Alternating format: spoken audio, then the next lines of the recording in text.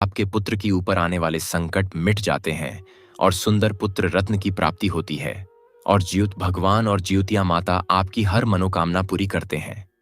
आज हम जितिया या जीवित पुत्रिका व्रत पर सुनी जाने वाली कथा कहानी सुनेंगे, जिसे सुनना अनिवार्य माना गया है। जीवित पुत्रिका का व्रत अश्विन मास में कृष्ण पक्ष को रखा जाता है। सप्तमी के दिन नहाए खाए से व्रत शुरू होता है और नवमी को जितिया का पारण किया जाता है। जीवित पुत्रिका का यह व्रत पुत्रों की आयु की वृद्धि और उन पर आने वाली संकटों को मिटाने के लिए पूरे साल में रखे जाने वाले व्रत में सबसे महत्वपूर्ण माना जाता है। इस व्रत की ऐसी मान्यता है, जो भी इसको सच्चे मन से और पवित्रता से पालन करता है, उनके बच्चे और उनके परिवार पर आने वाले सभी संकट मिट जाते हैं। मित्रों, इस पवित्र कथा का अवलोकन कराने से पहले मैं माता जितिया और इस जीवित वाहन भगवान से प्रार्थना करता हूं। हे प्रभु, जो भी इस कथा को अंत तक सुने उसके पुत्र और परिवार की रक्षा करना, और जो इस वीडियो में जय जीवितिया माई कमेंट करे उसकी मदद करना, और जो इस चैनल को सब्सक्राइब करे उसकी घर की गरीबी मिटा देना। मित्रों, चलो अब कथा सुनना आरंभ करते हैं। नर्मदा नदी के किनारे एक बहुत बड़ा पुराना पाकड़ का पेड़ था और पाकड़ के ऊपर घोंसले में एक चिल्होर चिड़िया रहती थी और उसी पाकड़ के पेड़ के नीचे एक खोरी में एक सियारिन रहती थी। दोनों में घनी मित्रता था। नीचे से सियारिन और ऊपर से चिल दोनों वापस में बात करते रहते थे। जैसा आप जानते हैं कि सतयुग के समय में पेड़ पौधे भी वापस बात करते थे। सभी प्राणियों की भाषा समझते थे। चिल्होर, कौआ, गाय, कोई भी पशु पक्षी मनुष्य की तरह बात करते थे और एक दूसरे का भाषा सभी लोग समझते थे। तो उसी तरह चिल्होर और सियारिन जो थी, एक दूसरे से उसी की तरह बात करते थे। तो मित्रों, जो चिल्होर चिड़िया थी वह ऊपर डाल पर अपने घोंसले में बैठी थी और सुबह सुबह का समय था। सियारिन जो थी नीचे अपना खोरर में थी। तभी चिल्होर चिड़िया नदी की ओर देखा और सियारिन से कहती है कि बहन, आज का दिन कुछ अलग है। तब सियारिन बोली, क्या है बहन, आज का दिन अलग? चिल्होर चिड़िया बोली, बहन, नदी की ओर बहुत भीड़ लगा हुआ है। मित्रों, सियारिन बोली, किस चीज का भीड़ है बहन? चिल्लोंर चिड़िया कहती है, अरे बहन, ये तो मुझे भी पता नहीं है। एक काम करो, थोड़ा जाकर पूछ लो, क्योंकि बहन तुम नीचे हो, तुम्हारे 4 पैर हैं और तुम आसानी से चली जाओगी, इसलिए तुम जाओ और जाकर पूछ कर आओ। मुझे इसके बारे में बताओ। सियारिन कहती है कि बहन, यदि हम मनुष्यों के झुंड में जाऊंगी तो वह लोग मुझे मार मार के तो कचूमर बना देंगे, मेरा टांगे तोड़ देंगे, मेरा हड्डियां पसलियां बराबर कर देंगे, मेरा प्राण ही निकल जाएगा। तो जाने से क्या फायदा? चिल्होर कहती है कि तो ठीक है बहन, मैं जाती हूं और देखती हूं और जाकर पूछ कर आती हूं। वह चिल्होर घोंसले से निकलकर और उड़ती उड़ती नदी के तट पर चली जाती है। पर जहां भीड़ था वहां पर गई तो देखती है कि वहां की ढेर सारी औरतें थीं। कुछ औरतें नदी में डुबकी मार मार के नहा रही थीं। कुछ औरतें नहाने के बाद पूजा कर रही थीं। वहीं पर एक बूढ़ी माँ थी। तो बूढ़ी माँ से चिल कहती है कि बूढ़ी माँ, कौन ऐसा व्रत है जो इतने सारी महिलाएं का भीड़ है? इसमें एक भी पुरुष नहीं है। बूढ़ी माँ बोलती है, चिल रानी, तुम नहीं जानती हो, यह मनुष्य में महिलाएं अपने पुत्र के लंबे आयु के लिए करते हैं। अश्विन मास कृष्ण पद सप्तमी के दिन नहा खाकर और अष्टमी के पूरे दिन निराहार निराजल उपवास रहती हैं। यह व्रत जितवाहन का नाम से व्रत की जाती है। पूर्वजों से लोग करते आ रहे हैं और हम लोग भी करते हैं।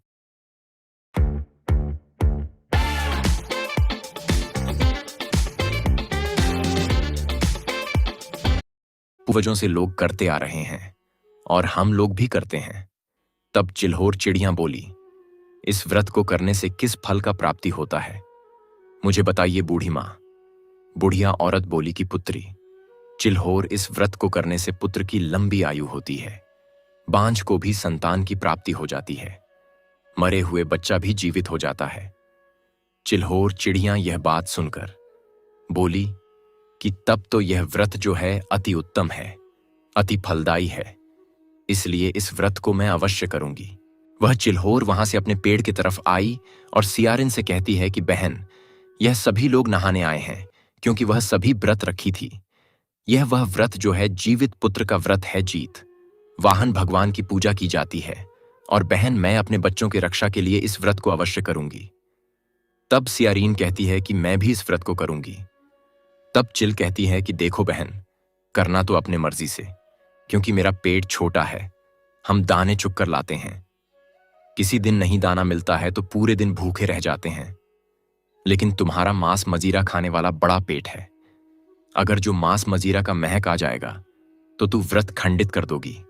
इसलिए बहन, तुम व्रत मत करो, और यदि करना है तो अपना मर्जी से करो। इसका पाप मुझ पर नहीं लगेगा। सियारिन बोली कि बहन, इस व्रत को मैं अवश्य ही पूरा करूंगी। इस प्रकार दोनों ही गंगा में डुबकी मार के स्नान करके और व्रत रख ली।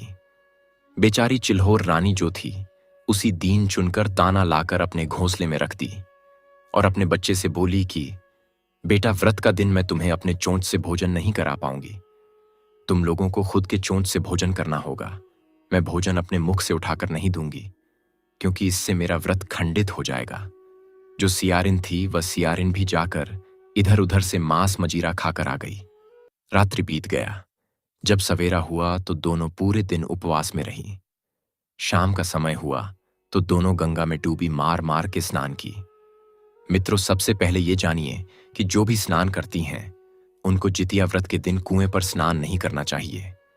संभव हो तो आपके नजदीक में किसी नहर, तालाब में जाकर स्नान कर लीजिए, और नहीं तो मित्रों, कहते हैं मन चंगा तो कठौती में गंगा घर में ही कठौती रख के उसमें जल, गंगा जल डाल के, फूल अक्षर डाल के उसमें यूं भी स्नान कर सकते हैं। मित्रों, इधर चिल और सियारिन दोनों डुबकी मार के स्नान की और शाम का समय में सभी औरतें पूजन कर रही थीं। उसी जगह जाकर चिल्होर बैठ गई और सियारिन थोड़ा छिप के बैठकर कहानी सुनने लगे। पंडित जी जो थे कथा सुना रहे थे।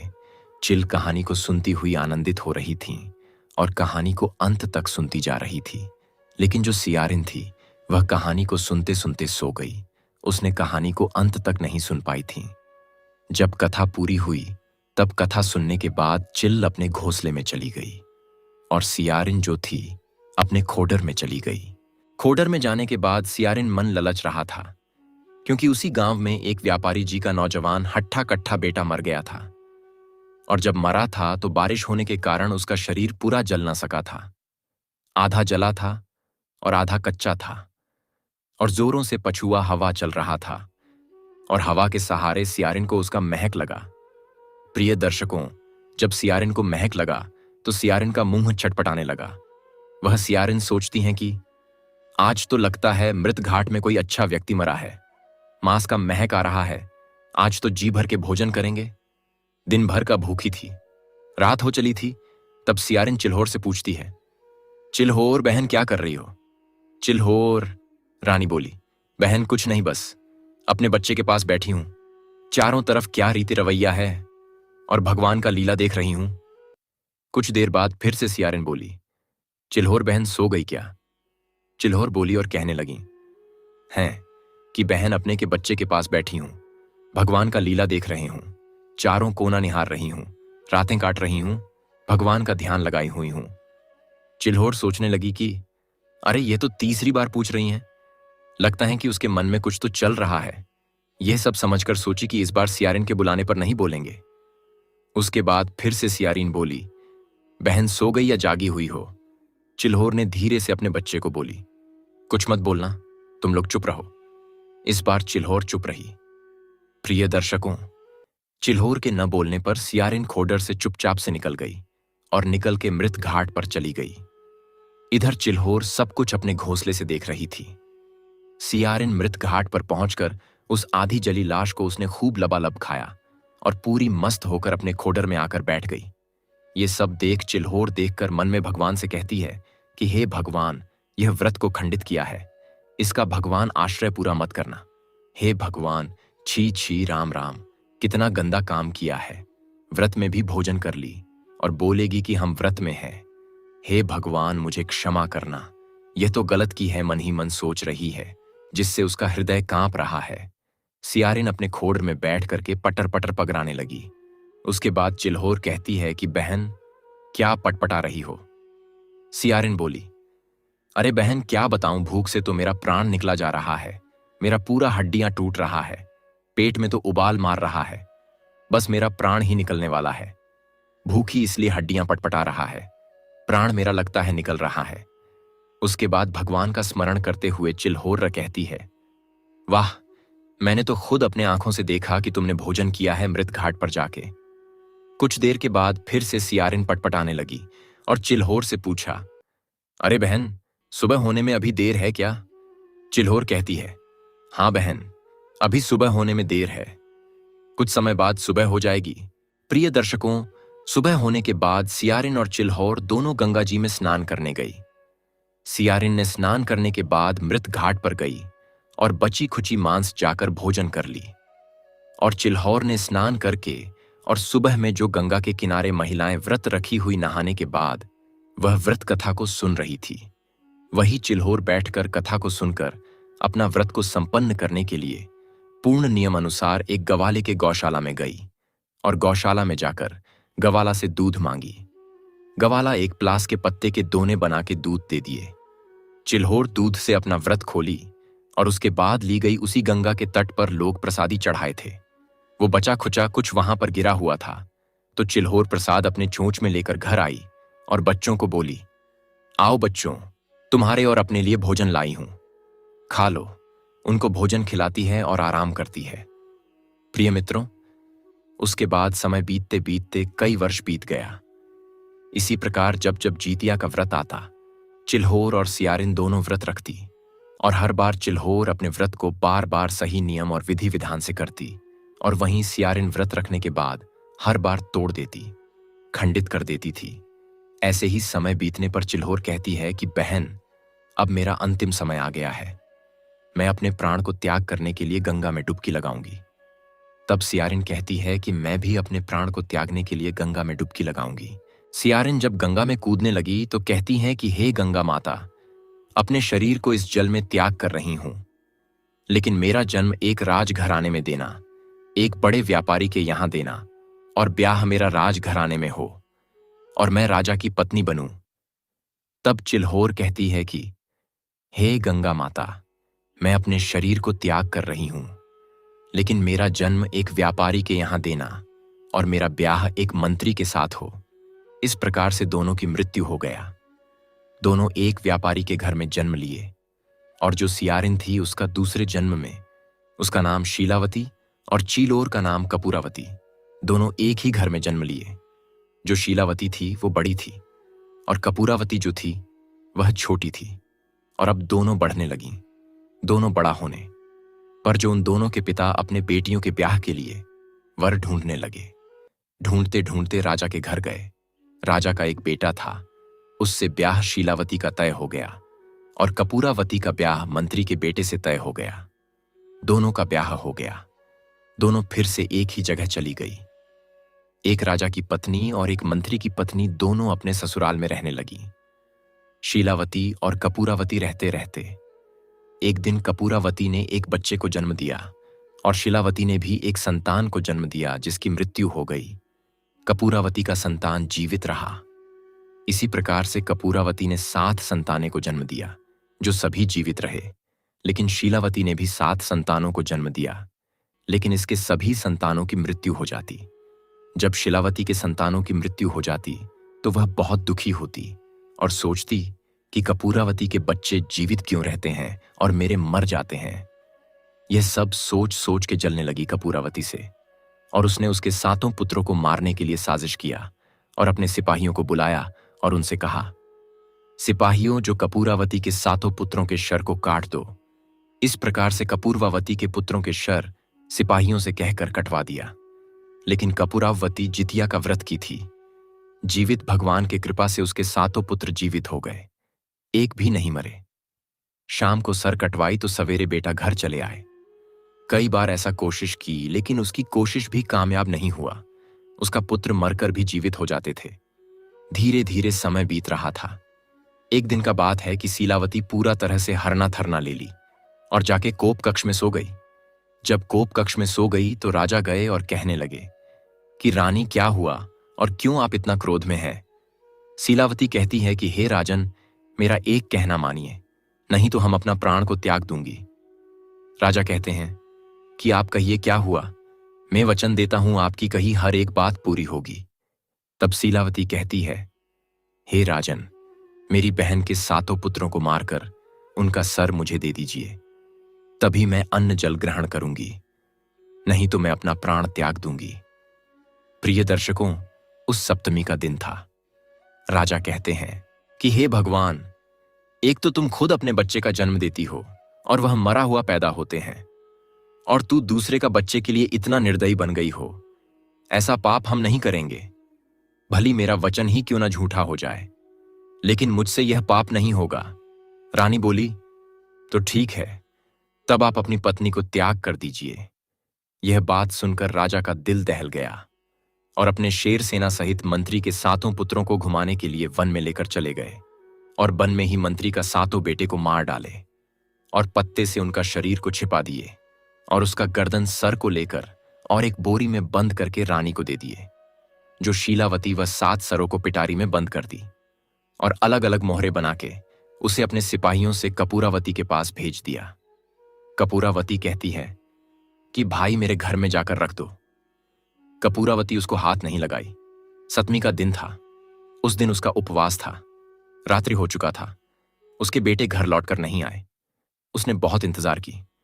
अष्टमी का दिन भी बीत गया। अष्टमी के दिन बेचारी उपवास रह गई। उस दिन भी इंतजार की, लेकिन उसके बेटे भी नहीं आए। कपूरावती बार बार सोच रही थी, अपने बेटों के बारे में बहुत रोती, चिंता करती, विलाप करती हैं। इधर ब्रह्मलोक में भगवान शंकर, भगवान ब्रह्मा और भगवान विष्णु सभी विचार करने लगे कि जितवाहन को क्या हो गया है, उसके भक्त पर कितना बड़ा संकट आ गया है, और वह अपने भक्त के लिए कुछ भी नहीं कर रहे हैं।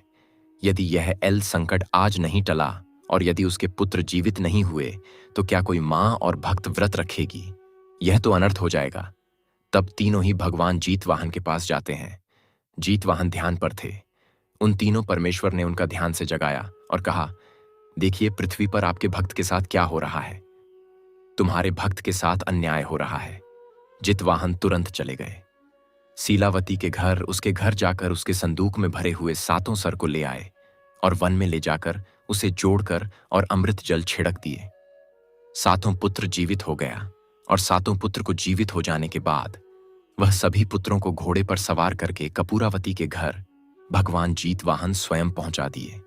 कपूरावती बहुत चिंतित थी कि अरे, रात्रि बीत गया है, मेरे बेटे अभी तक नहीं आए। तभी उसके पुत्रों ने दरवाजा को ठोका खोलने के लिए।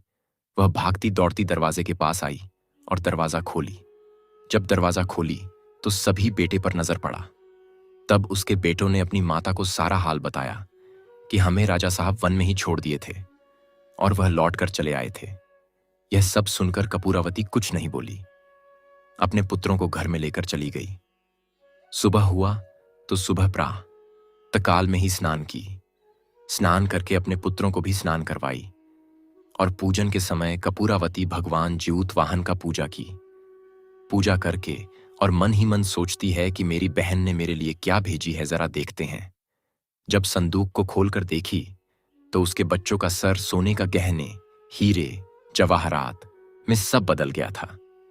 बेचारी अपना हीरा जबरात के गहना पहन के और पूरा तन को जड़ ली।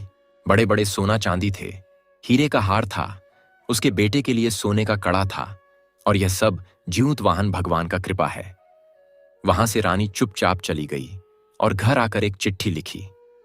चिट्ठी लिखकर और सिपाही को, और हे सिपाही, ये चिट्ठी ले जाकर मंत्री जी को दे देना। सैनिक ने वह चिट्ठी ली और ले जाकर मंत्री जी को दे दिया। मंत्री चिट्ठी पढ़कर बोले कि ठीक है। मंत्री जी घर आए और अपनी पत्नी से बोले कि रानी, आपको महारानी ने आपको बुलावा भेजा है और तुमको ले जाने के लिए रथ और घोड़े आए हैं। तब मंत्री की पत्नी बोली, हे महाराज, मैं रथ और घोड़े से नहीं जाऊंगी। हम ठहरे एक मंत्री की पत्नी राजा की पत्नी थोड़ी हूं। मैं पैदल ही चली जाऊंगी, और जाकर उससे बोल दीजिए, गांव के पश्चिम में नदी के तट पर एक पीपल का पेड़ है, उसी पीपल के पेड़ के पास आ जाए, और मैं भी उसी पीपल के पेड़ के पास बैठकर उसका इंतजार करूंगी। मंत्री की पत्नी अपने घर से जाकर पीपल के वृक्ष के पास बैठ गई। रानी भी उसी जगह पर गई। रानी कपूरावती से क्षमा मांगते हुए कहती हैं कि बहन, कौन सा व्रत करती हो जो तुम्हारा पुत्र जीवित रह जाता है और मेरा पुत्र मर जाता है। मैंने अपने ही हाथों से तुम्हारे संतानों को कई बार मारा, लेकिन तुम्हारे पुत्र मरकर भी जीवित हो जाते हैं। कौन सा व्रत करती हो, मुझे भी बताओ और कौन सा व्रत किया है। उस व्रत के कृपा से ये सब होता है। तब कपूरावती कहती है कि बहन, अपने पूर्व जन्मों को याद करो। तुम एक सियारिन थी और मैं चिल्होर थी। बहन चलो मेरे साथ। और उसे पकड़कर नर्मदा नदी के किनारे उसी पाकदयाश का पेड़ था, उसी पास देखो, इस पर मेरा घोंसला था और नीचे तू रहती थी। हम दोनों गंगा में समाधि लिए थे और अपने प्राण को त्याग दिया था। और मैंने बोला था कि पूर्व जन्म मुझे याद रहे, और तुम बोली थी कि हे भगवान, मैं राजा की पत्नी बनूं। मैंने बोला था कि मंत्री का पत्नी बनूं। तो बहन, तुम्हारा बच्चा इसलिए मर जाता है कि तूने व्रत खंडित की थी। हमने दोनों व्रत किया था। तू मांस खाली थी और मैं पूरे दिन और पूरा रात निराहार रही थी। इसी कारण तुम्हें यह दंड मिला है। बहन, जो भी यह व्रत सच्चे मन से, सच्चे हृदय से करते हैं, उनका पुत्र का लंबा आयु हो जाती है, घर में धन की वृद्धि होती है, सुख शांति मिलती है। लेकिन बहन, तूने एक व्रत खंडित की थी। हाथ जोड़कर विनती करके बहन कहती है, हे बहन, हम भी इस व्रत को करेंगे, मुझे विधि बता दो। बोली कि देखो बहन, हम कुश का कीर्ति बनाते हैं, जितवाहन और फल हरिया रखते हैं और उसी का पूजा करते हैं, और पूरे दिन और पूरा रात निराहार निराज जल रहते हैं। एक खैर भी नहीं खोते हैं, दत्तवन भी नहीं करते हैं। इसीलिए मेरे पुत्रों का आयु लंबा है और मेरा पुत्र मर कर भी जीवित हो जाते हैं। बोले ठीक है बहन, हम भी व्रत करूंगी। धीरे धीरे समय बीतने पर फिर से अश्विन मास आया। कृष्ण पक्ष का सप्तमी के दिन दोनों बहनें गंगा में जाकर स्नान की। स्नान करके और अष्टमी के दिन नियम अनुसार व्रत रखी। दोनों बहनों एक साथ पूजा की व्रत तोड़ी। व्रत तोड़ने के बाद सुबह और शाम को जीतिया का व्रत कथा पूरे मन से सुना। धीरे धीरे समय बीतने पर शीलावती को भी पुत्र जन्म लिया तो जीवित रह गया, और फिर से कपूरावती का भी एक पुत्र हुआ। धीरे धीरे शीलावती को 2 पुत्र हो गए और सब जीवित रह गए, और कपूरावती को एक ही पुत्र फिर से हुआ। तो दोनों बहनों को पुत्र जो था जीवित रहने लगा।